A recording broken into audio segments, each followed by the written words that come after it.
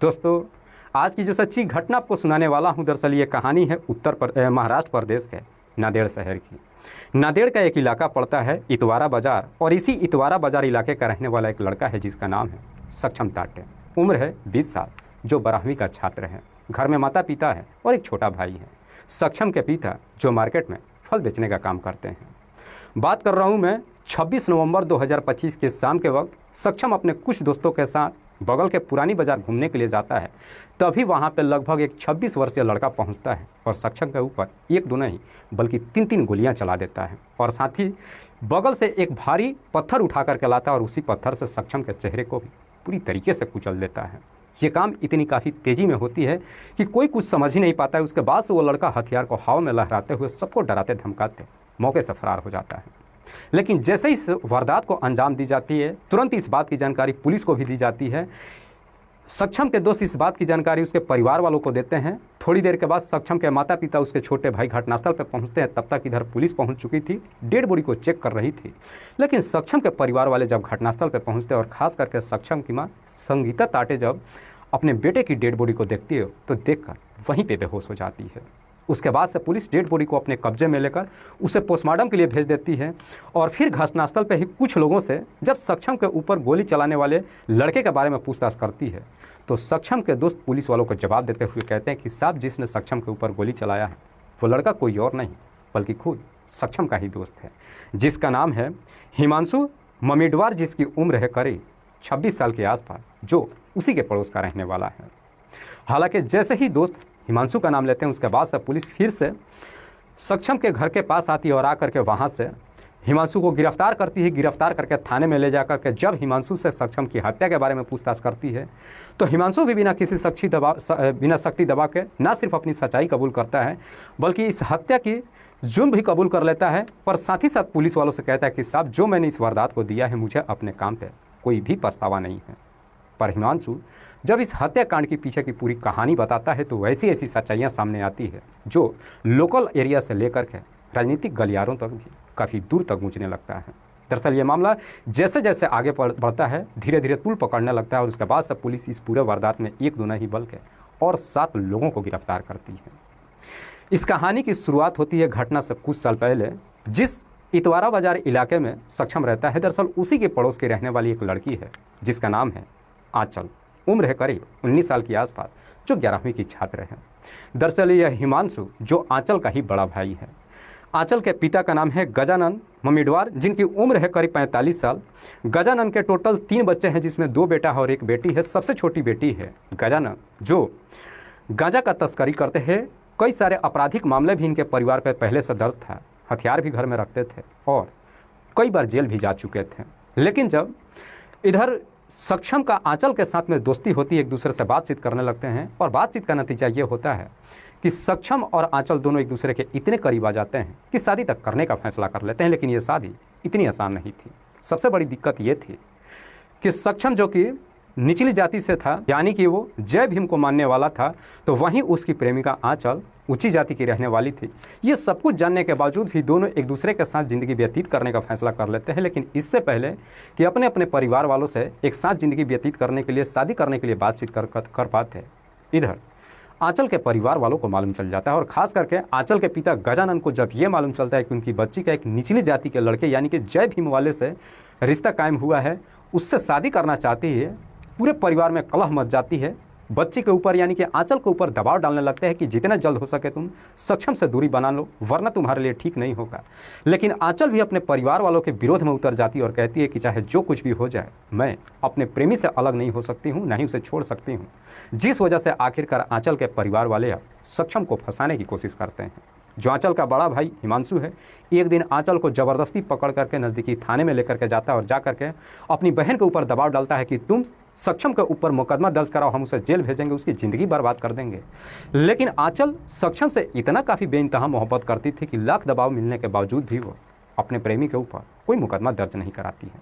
उसके बाद से हिमांशु अपनी बहन को लेकर घर वापस आ जाता है और फिर परिवार सोच में पड़ जाते हैं कि आखिरकार अपनी बच्ची को अब सक्षम से दूरी कैसे बनाएं। अपनी पूरी कोशिश करते हैं। आंचल जब नहीं बात मानती है तो आखिरकार आंचल के परिवार वाले सक्षम को भी जाकर के तरह तरह की धमकी देते हैं और कहते हैं कि हमारी बच्ची से दूर रहो। लेकिन इस बात की जानकारी जब सक्षम के परिवार वालों को मालूम चलता है तो खास करके सक्षम की मां संगीता अपने बेटे को समझाते हुए कहती है उस लड़की को भूल जा। उसके परिवार वाले आपराधिक मामले में दर्ज हैं, उनके पास हथियार भी है, हो सकता है कि वो तुम्हें नुकसान भी पहुंचा दें। हम कोई अच्छी सी लड़की देख करके तुम्हारा शादी करा देंगे। लेकिन सक्षम भी आंचल को भूलने के लिए तैयार नहीं होता है, जिस वजह से इनका प्यार जैसे जैसे समय गुजरता है समय के अनुसार और गहरा होते चला जाता है। नतीजा ये होता है कि जब आंचल के परिवार वालों को पूरा यकीन हो जाता है कि इतना सब कुछ करने के बावजूद भी आंचल सक्षम को छोड़ने के लिए तैयार नहीं है, तो आखिरकार अब सक्षम को इस दुनिया से हटाने के लिए एक सतिराना प्लान बनाते हैं और घटना से लगभग 3 महीने पहले ही पूरा परिवार मिल करके जो इन्होंने प्लान बनाया था, दरअसल इसी प्लान के तहत सबसे पहले सक्षम को अपने झांसे में लेते हैं। जो आंचल का सबसे बड़ा भाई हिमांशु था, हिमांशु सक्षम से जाकर के दोस्ती कर लेता है और दोस्ती जब हो जाती है उसके बाद से सक्षम को अपने घर पे भी बुलाने लगता है और सक्षम भी जब आंचल के घर पे जाता है तो उसकी बिल्कुल दामाद की जैसे इज्जत की जाती है। खुद आंचल के परिवार वाले ही अब सक्षम से कहते हैं कि हमने पूरी कोशिश कर ली अपनी बच्ची को समझाने के लिए, लेकिन वाकई में हमारी बच्ची तुमसे सच्चा मोहब्बत करती है, इसलिए अब हम भी मान गए हैं कि तुम दोनों की शादी कर दिया जाए। आखिरकार मामला ऐसा लगता है कि निपट गया, लेकिन जो आंचल के परिवार वालों के अंदर प्लान चल रहा था इस बारे में, ना तो सक्षम को कुछ मालूम चल पाता है और ना ही उसकी प्रेमिका आंचल को।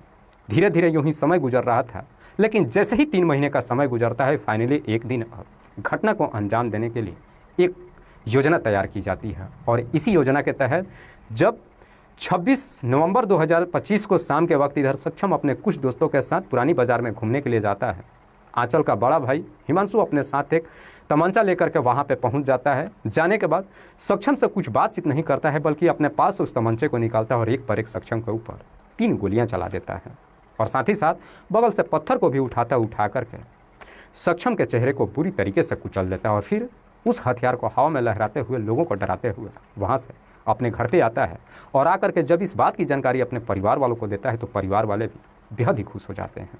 लेकिन उस घर में हिमांशु की बहन आंचल भी मौजूद थी। आंचल को जब ये मालूम चलता है कि खुद उसके परिवार वालों ने उसके प्रेमी की हत्या कर दिया है, वो ज़ोर ज़ोर से चीखना चिल्लाना शुरू करती है। घर से बाहर निकलकर जब भागने की कोशिश करती है तो परिवार वाले उसे कमरे में ले जाकर के बंद कर देते हैं।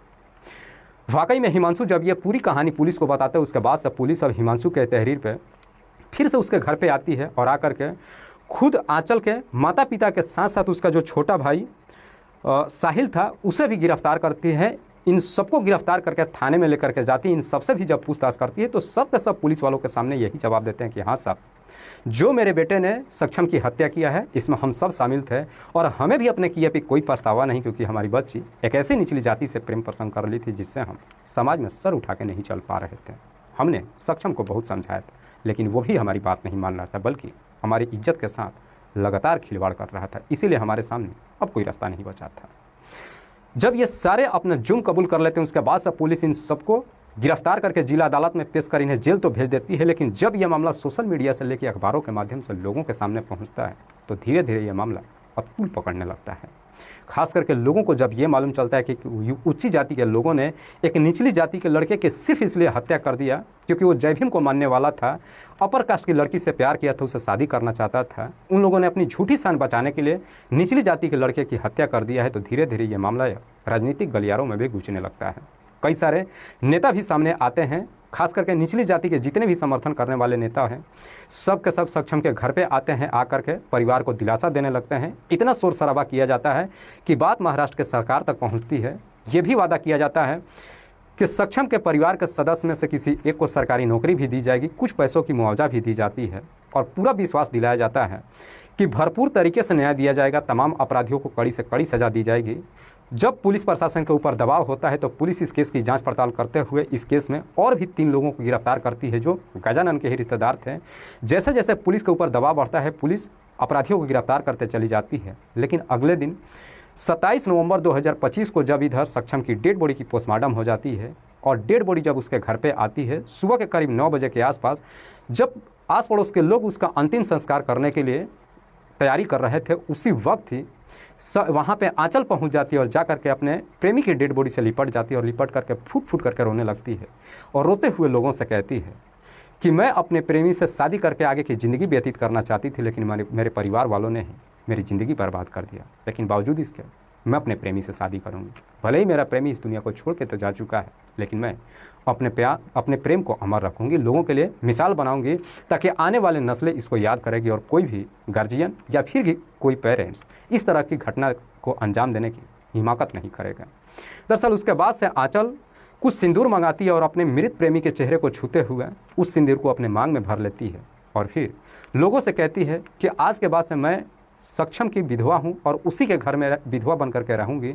उसके बाद से सक्षम की डेड बॉडी का अंतिम संस्कार कर दिया जाता है और वाकई में आंचल जो सक्षम के ही घर में जा करके उसकी विधवा बन करके रहने लगती है और जब उसके घर में जा करके रहने लगती है तो सक्षम की माँ संगीता भी उसे बहू नहीं बल्कि बेटी के रूप में स्वीकार कर लेती है, क्योंकि संगीता को भी लगता है कि इसमें आंचल की कोई गलती नहीं है। हालांकि उसके बाद से आंचल अपने ससुराल में रहती तो है, लेकिन जब 3 महीने का समय गुजरता है, 3 महीने के बाद आंचल धीरे धीरे अपने चाचा से इंस्टाग्राम के जरिए बातचीत करने लगती है और न जाने ऐसी क्या बात होती है कि आखिरकार 3 महीने के बाद ही आंचल एक दिन अपने सास यानी कि अपने प्रेमी की माँ संगीता से ये कहती है कि मेरी दादी की तबीयत खराब है, मैं उन्हें देखने जाना चाहती हूँ।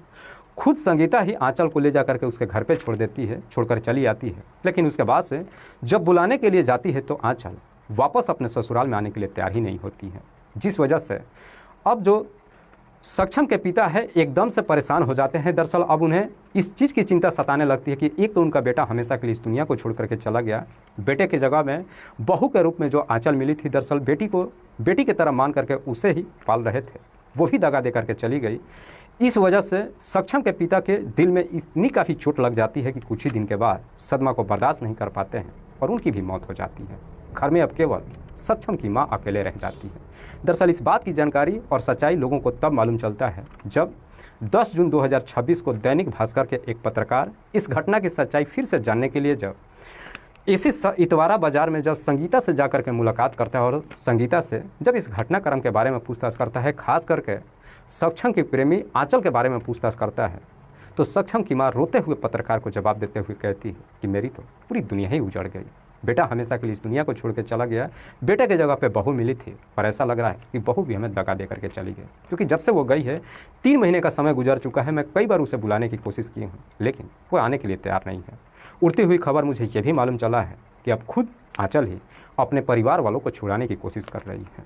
सबसे दिक्कत वाली बात यह है कि जब इस घटनाक्रम को अंजाम दिया गया था, राजनीतिक गलियारों में काफ़ी गूंज तो मचा था, तरह तरह के वादे भी किए गए थे, लेकिन संगीता पत्रकार को रोते हुए कहती है कि जो सरकारी नौकरी दिलाने का वादा किया गया था, 6 महीने का समय गुजर गया, लेकिन ना तो कोई सरकारी नौकरी मिली और ना ही मुझे कुछ मुआवजा मिला है। घर में कोई कमाने वाला नहीं है, मेरे पास इतना पैसा भी नहीं है कि मैं इस केस को लड़ सकूं, प्राइवेट से वकील को हायर कर सकूं, अपराधियों को कड़ी सज़ा दिला सकूं। मुझे पूरा यकीन है कि आंचल के परिवार वालों के पास अच्छा खासा पैसा, अपने पैसे के पावर का दम दिखा करके आज नहीं तो कल वो बिल पे रिहा जरूर हो जाएंगे।